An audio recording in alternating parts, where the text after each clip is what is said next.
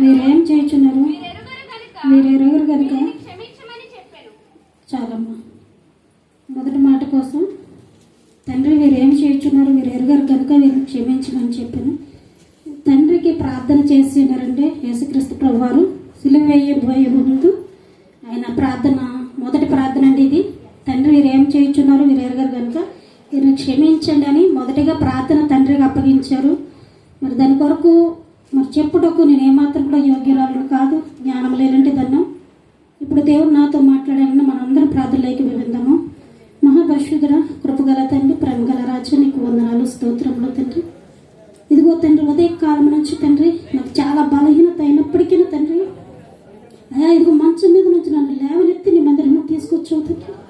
నిజానికైతే నా బాడీ చాలా ఇబ్బందిగా ఉన్నప్పటికీ తండ్రి అయ్యా నీకోసం వివరించాలని, అయ్యా నీ మాటలు తెలియచేయాలని నీ మందిరంకి నడిపించినందుకు వందనాలు తండ్రి. అయ్యా నిలబడేది నేనైనప్పటికీ తండ్రి నాతో మీరు మాట్లాడండి. ఇదిగో వాక్యాన్ని వివరించుటకు మీ జ్ఞానమును బుద్ధిని దయచేయండి. వినుతున్న ప్రతి బిడ్డకు కూడా మీ బుద్ధిని దయచేయండి. అయ్యా అర్థం చేసుకుంటే మనసు తండ్రి.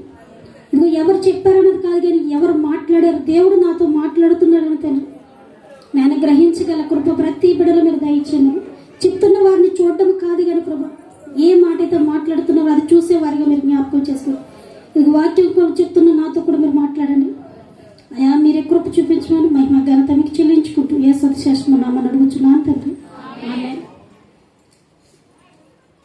తండ్రి వీరేమి చేయుచున్నారు వీరు ఎరుగరు కనుక వీరిని క్షమించమని చెప్పాను. ఇది యేసుక్రీస్తు సిలువలో తనను బాధించిన వారిని కొరకు తండ్రిని క్షమించమని చేయుచున్న ప్రార్థన. మరి యేసుక్రీస్తు ప్రభువారు సిలువ వేస్తున్న మొదటి రోజున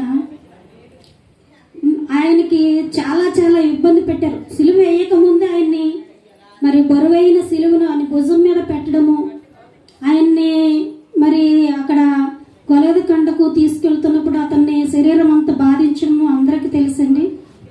నిజానికైతే ఆయన మరణం అన్నది చాలా గొప్ప విషయం అండి.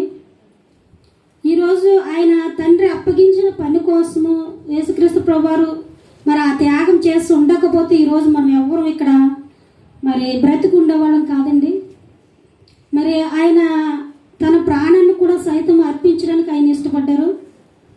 ఎందుకంటే ఆయన సిలువ వేస్తున్నప్పుడు అక్కడ వాళ్ళందరూ ఏం చేస్తున్నారో దేవుడికి తెలుసు. కానీ తండ్రి వీరేమి చేస్తున్నారు వీరు ఎరుగరని చెప్తున్నారంటే ఆయనకి ఎంత క్షమాపణ గుణం ఉందో మనం తెలుసుకోవాలండి. మరి ఆయనకి సిలువ వేస్తున్న వారిలో పరిచర్లు అవ్వచ్చు, శాస్త్రులు అవ్వచ్చు, అక్కడ అనేక మంది యోధ జనం ఉండొచ్చు. మరి తన యేసుక్రీస్తు ప్రభువారి తల్లిదండ్రులు వారి బంధువులు చాలా మంది ఉన్నారు. అయినప్పటికైనా మరి అతన్ని ఎంతగానో బాధ పెడుతున్నా వారందరినీ క్షమించే మనసు మరి వాళ్ళకి దేవుడు క్షమించాలని తండ్రికి మొరపెట్టాడండి. ఈరోజు మనము కూడా ఎవరైనా ఏదైనా శిక్షించారంటే వారికి మనం తిరిగి ఏం చేస్తామండి, శిక్షణ ఇస్తున్నాం. ఎవరైనా మనల్ని తిట్టారంటే వారిని తిడుతున్నాం, మనం ఎవరైనా కొట్టారంటే వాళ్ళకి కొడుతున్నామండి. కానీ యేసుక్రీస్తు ప్రభువారు అలా చేయలేదండి. ఆయన సిలువలో ఎంత బాధించుంటారో అందరికీ తెలుసండి. ఆయన ఎంతగానో మరి ఆయన్ని మరి కొరడా దెబ్బలు కొడుతున్నా, ఆ ముళ్ళ కిరీటాన్ని నుదుటి మీద అణుచుతున్నా, మరి పక్కలో బల్లెంపూట వేస్తున్నా, రెండు చేతుల్లో మేకులు వేస్తున్నా ఆయన నోరు తెరవలేదే. ఎందుకోసమండి? మన కోసమే. ఈరోజు నోరు తెచ్చి ఉంటే ఈరోజు మనం ఇలా ఉండేవాళ్ళం కాదు. ఇంత హ్యాపీగా, ఇంత ఆరోగ్యంగా, ఇంత క్షేమంగా ఉన్నాము అంటే ఆయన చేసిన కార్యం మన సిలువ త్యాగము. కనుకనే యేసుక్రీస్తు ప్రభువారిని ఎంతగా బాధిస్తున్నా, మరి ఎంతగా శిక్షిస్తున్నా, ఆయన ఎంతగా కొడుతున్నా నోరు తెరవలేని ఆ ప్రేమను మనకి ఇచ్చినందుకు దేవుడికి మనం చాలా రుణపడి ఉంటామండి. కనుకనే తండ్రి వీరేమి చూస్తున్నారు వీరు ఎరగరు కనుక వీరిని క్షమించండి. పదే ఆ పదము మరి ఉపయోగించడం అంటే, ఇప్పుడు క్షమించడం అంటే అది మామూలు విషయం కాదండి. చిన్న మాట అంటేనే మనం ఎవరిని క్షమించడం. అలాంటిది తనను మరి అంతగా బాధిస్తున్నా ఆయన నోటి నుంచి వచ్చిన మొదటి మాట ఇదేనండి, తండ్రి వీరేం చేస్తున్నారో వీరు ఎరగరు కనుక వీరిని క్షమించండి అని చెప్పినారండి. మనం అయితే ఎవరినైనా క్షమించగలమండి. ఎందుకు? ఎవరైనా చిన్న మాట అంటే తిరగే శని వరకు కూడా మనసాగదు, ఎందుకంటే మనం మనుషులు. కానీ యేసుక్రీస్తు ప్రభువారు కూడా శరీరధారిగా వచ్చారు. ఈ సిలువ కార్యం పొందడానికి కూడా శరీరధారిగా మనకు మాదిరిగా మన మధ్యలోకి వచ్చారు. కానీ ఆయన శరీరధారిగా ఉన్నప్పుడు ఆయన శరీరాన్ని అంతటిని మరి నాగడి చాగడం వల్ల దున్నుతున్నా సరే ఆయన నోరు తెరవలేదు. గొప్ప ప్రేమ యేసుక్రీస్తు ప్రభు వారిలో ఒక్కరిలోనే మనం చూడగలుగుతామండి. మరి అక్కడ మరి పిలాతు, మరి అక్కడ శాస్త్రులు చాలామంది అనేక విధాలుగా మరి ఇతను తప్పు చేశాడని శిక్ష ఇస్తుంటే ఆయన నోరు తెరిచారండి? నోరు తెరవలేదు. ఎందుకంటే ఆయన తప్పు చేశారండి? ఆయన తప్పు చేయలేదు, ఏ ఒప్పదం చేయలేదు. కానీ ఆయనకి ఏమి ఇచ్చాము? శిక్ష ఇచ్చాము. మనందరి శాపభారం ఆయన మీద వేసుకున్నారు కనుక ఈరోజు ఆ శిక్షకి ఆయన అనుగ్రహించారు, తండ్రి అప్పగించారు. మనం అందరూ క్షేమంగా ఉండాలని, మనం అందరము బాగుండాలని, పాప విమోచన నుంచి విడిపించబడాలని, మనం అనేకమైన కట్ల నుంచి విడిపించబడాలని మన కొరకు ఆయన సిలువలో మరణించారు. మరి మరొక విషయం తెలుసుకుందామండి. లోకాసువార్త 6వ అధ్యాయము 38వ వచనము.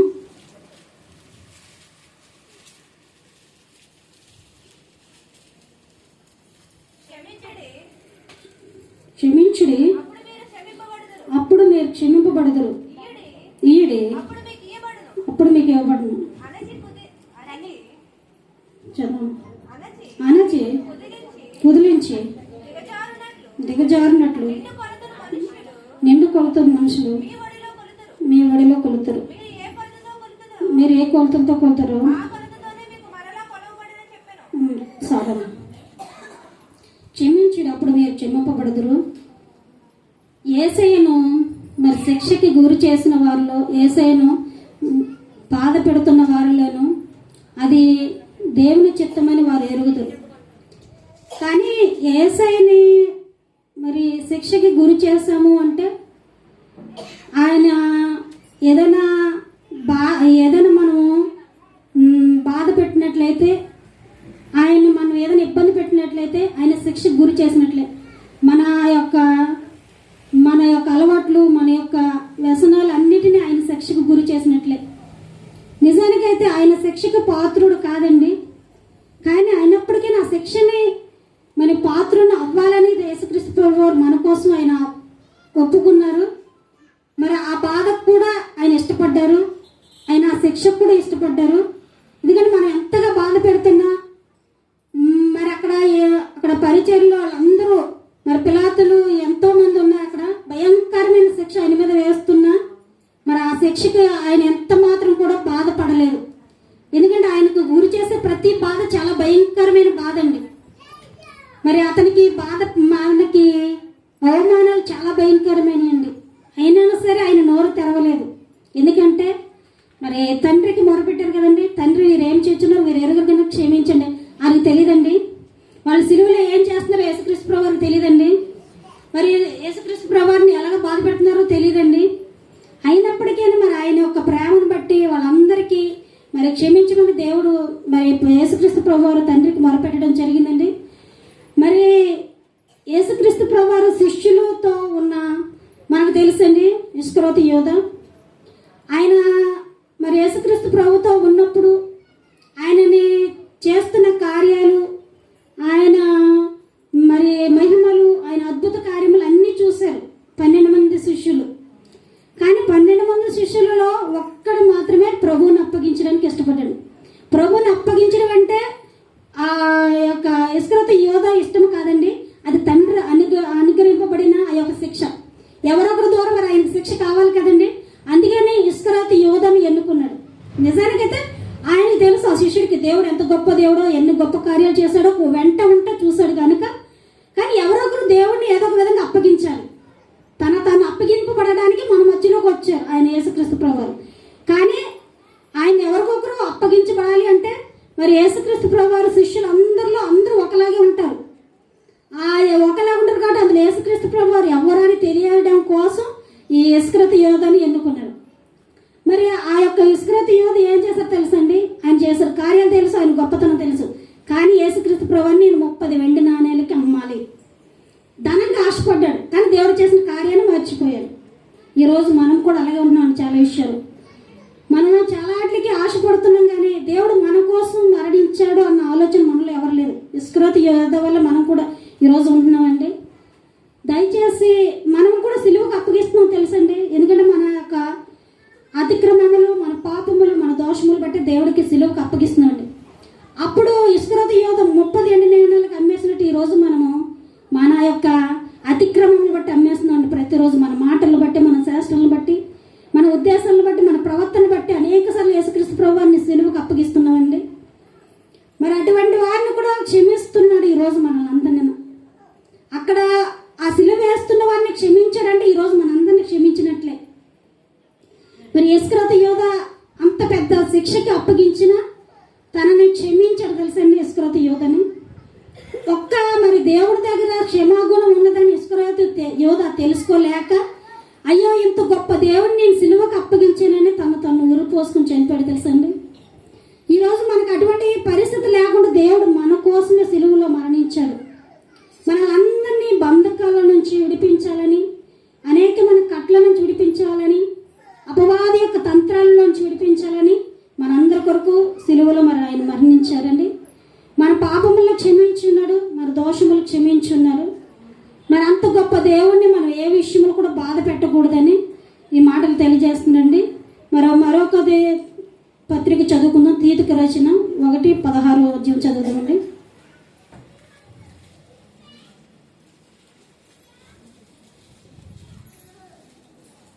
తీతుకు రాసిన పత్రిక 1:16 అండి. దేవుని ఎరుగుదమని వారు చెప్పుకుందరు గాని అసహ్యులను, అవిధేయులను, ప్రతి సత్కార విషయము భ్రష్టులై ఉండి తమ క్రియల వలన ఆయనను వెరగమన్నట్టున్నారు. చాలా దేవుని వెరుగుదమని వారు చెప్పుకుందరు కానీ మన క్రియలు సరిగా లేని వారిగా ఉంటే, మనం దేవునికి ఎరిగిన వారిగా ఉంటే, శత్రువులను క్షమించడం అంటే మన ప్రాణంలో నెమ్మది లేని వారి సైతము కూడా క్షమించడం. ఇప్పుడు దేవుని ఎరుగున వారుగా ఉన్నారు అంటే దేవుళ్ళో ఉంటున్నా కూడా దేవుని తెలియని వారిగా ఉంటున్నాం చాలామంది. ఆయన గొప్పదనం అంటే కూడా తెలుసుకోలేని పరిస్థితిలో ఉన్నాం.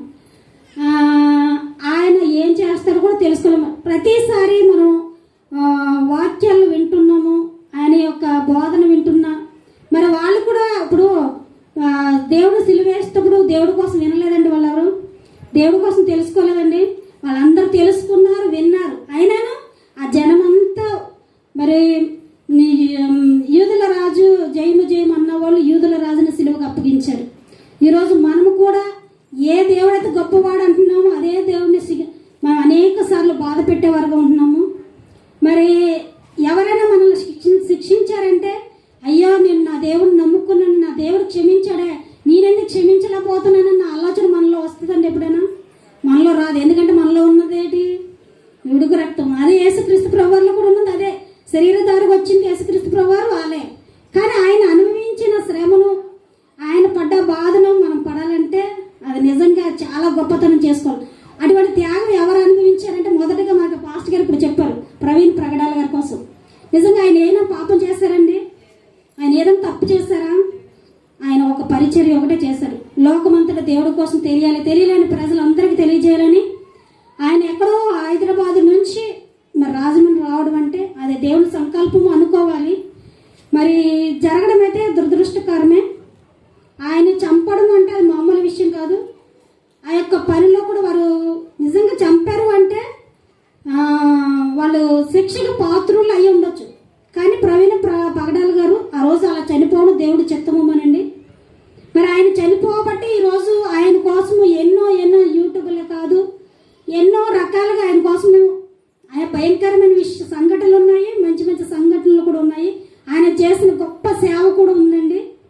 మరి అతనే అంతగా మరి మరణానికి అప్పగించినప్పుడు మరి ఏ పాపం చేయని వాళ్ళకే శిక్షకి పాత్రలు చేస్తున్నారండి. ఈరోజు చాలామంది క్రైస్తవులను బాధ పెడుతున్నారంటే ఆనాడు యేసుక్రీస్తు ప్రభు వారిని కూడా పరిచర్యలు, శాస్త్రులు, యూదులు అందరూ బాధ పెట్టిన వాళ్ళండి. మరి అటువంటి బాధ పెట్టిన వాళ్ళు సహితము దేవుడు క్షమించాడు అంటే ఆయన ఎంత ప్రేమ కలిగి ఉంటుంటే ఆ క్షమాపణ రాదండి. ఈరోజు మనం ఎవరినైనా క్షమించగలమా? ఎవరినైనా సరే ప్రేమించగలమా? ఎవరైనా ఏదైనా అన్నారంటే దానిపైన రేపో ఎల్లుండో చెప్తాను, నాకు దొరకకపోతారని మనం ఎప్పుడు ప్లాన్ వేసుకుని ఉంటాం. నాతో సైతం అండి, నేను కూడా ఎవరిని విడిచిపెట్టను కోపం వద్దు. మరి యేసు ప్రభు వారు అయితే అలా చేయలేదండి. పాపం తననే యేసుక్రీస్తు ప్రభు వారు సిలువలో నిజంగాన ఆ రక్తము దారలా కారుతున్నప్పుడు మనకు చిన్న ముళ్ళు కూర్చుకుంటే అమ్మ అంటాం, కానీ ఆయన అలా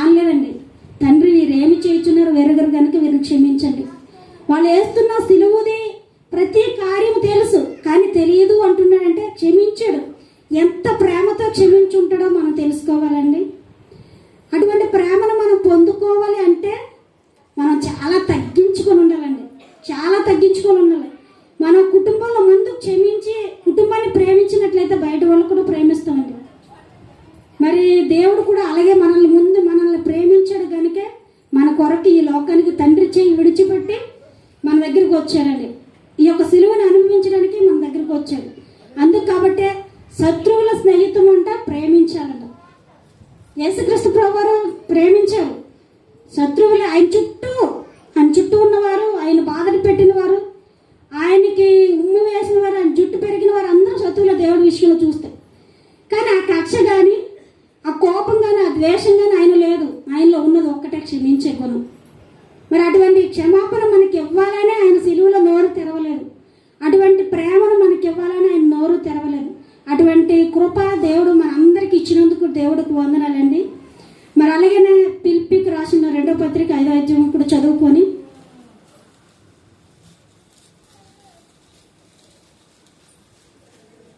పిలిపికి రాసిన 2వ అధ్యాయం 5వ వచనం, క్రీస్తు యేసునకు కలిగిన ఈ మనస్సు మీరును కలిగింది. ఆయన దేవుని స్వరూపం కలిగింది, దేవునితో మొదట విడిచిపెట్టకూడని భాగ్యమని ఎంచుకొని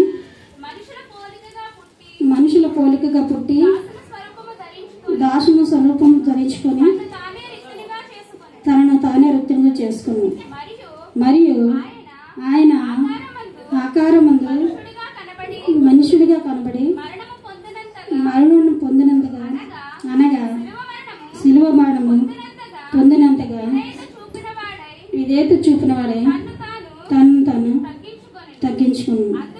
అందుచేతను పరలోకమందున్న వారి కానీ భూమి మీద ఉన్నవారిలో కానీ భూమి కింద ఉన్నవారిలో కానీ ప్రతి వారి మోకాళ్ళను యేసునామమున వంగునట్లను ప్రతి నాలుకయు తండ్రి అయిన దేవుని మహిమార్థమే యేసుక్రీస్తు ప్రభువుని ఒప్పుకొనినట్లను దేవుడు ఆయనను అధికంగా హెచ్చించి ప్రతి నామమును పైనామమును ఆయనకు అనుగ్రహించింది. కాగా నా ప్రియులారా, మీరెల్లప్పుడూ విధేయులై ఉన్న ప్రకారము నా ఎదుట ఉన్నప్పుడు మాత్రమే కాక మరి ఎక్కువగా నేను మీతో లేని ఈ కాలమందు భయముతోను వణుకుతోను నీ సొంత రక్షకుని కొనసాగించుకున్నాను. చాలా క్రీస్తు యేసునకు కలిగిన మనసు మనము కూడా కలిగి ఉండాలి. కనుక మనము కూడా యేసుక్రీస్తు వల్లే క్షమించే వారిగా ఉండాలి. యేసుక్రీస్తు మాదిరి చూపించాలి. మరి యేసుక్రీస్తు ప్రభువారిని ఎంతగా నలగొట్టబడినా, యేసుక్రీస్తు ప్రభువారిని ఎంతగా బాధించినా ఆయన ఏ మాత్రం కూడా మరి ఎవరిని శిక్షించడానికి ఇష్టపడలేదండి. ఎందుకంటే ఆయన మనకి మాదిరిగా ఉన్నారు అని మనకు చెప్పడం జరిగింది.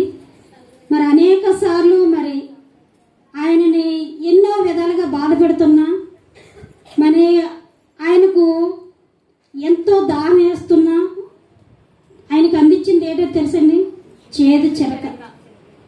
ఎంత దాహము నిజంగా ఆ యొక్క మండు టెండలోన, ఆ యొక్క మండు టెండలో మధ్యాహ్నం ముందు ఆయన సిలువ వేస్తున్నప్పుడు ఆయన రక్తం అంతా దారలుగా కారుతున్నా మరి నోరు తెరవకుండా ఆయన అలా ఉన్నారు అంటే ఆయన క్షమించాడండి.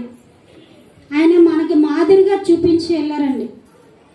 ఆయనను ఎంతమంది మరి సిలువకు అప్పగించిన నోరు తెరవలేదు, ఆయన్ని ఎంతగా శిక్షించిన నోరు తెరవలేదు. మరి కనుక మనము కూడా క్షమించేవారుగా, ఆయన ప్రేమను కనపరిచేవారుగా, ఆయన యొక్క స్వరూపాన్ని చూపించేవారుగా. ఎందుకంటే ఆయన మన కొరకు ఆయన స్వరూపాన్ని పోగొట్టుకున్నారు, ఆయన సొగసుని పోగొట్టుకున్నారు. ఆయన 10,000 అతి కాంక్షణీయుడు, అంటే ఎంతో అందమైన వాడు, అది సుందరమైన వాడు. కానీ అటువంటి స్వరూపాన్ని అంతటిని పాడు చేసుకున్నాడంటే ఎవరి కోసం అండి? మనందరి కోసం. మనకి స్వరూపం ఇవ్వాలని, సొగసు ఇవ్వాలని, అంటే రూపం స్వరూపం కాదండి, మన యొక్క హృదయంలో ఉన్న మనసు మంచిగా ఉండాలని, ఆ మనసును చక్కగా చూసుకోవాలని, ఆ యొక్క శరీరాన్ని జాగ్రత్తగా చూసుకోవాలని దేవుడు మనతో మాట్లాడుతున్నాడండి. ఏ విషయంలో కూడా మనల్ని మనం పాడు చేసుకోకూడదని, మరి ఏ ఒక్క సందర్భంలో మనం తగ్గించుకోకూడదని, మనం దేవుణ్ణి బాధ పెట్టే విషయంలో కూడా మనం చాలా జాగ్రత్తగా ఉండాలని, మనం దేవుడు కార్యం చేస్తున్నప్పుడు చాలా జాగ్రత్తగా ఉండాలని దేవుడు మనకి తెలియజేస్తున్నాడండి. మనం యేసుక్రీస్తు మాదిరిగా ఉండాలి అంటే చాలా వాటిని తగ్గించుకోవాలండి. అటువంటి తగ్గించుకోవాలంటే నిజంగా చాలా చాలా మనసు కావాలండి. అటువంటి మనసు మన అందరికి ఇవ్వాలని దేవుడి పేరట మీ అందరూ తెలియజేస్తున్నాను. మరి ఈ యొక్క మనసు అంటే దేవుడు తగ్గించుకున్న మనసు అండి. దేవుడు మరి మన కొరకు రిక్తునిగా మారిన మనసు అండి. దేవుడు మన కొరకు ఏమీ లేని వాడిగా మార్చబడిన మనసు మనకి అందరికి ఇవ్వాలని ఆయన ఈరోజు మరి కలువరి సిలువలో ఆయన మరణించడం జరిగింది.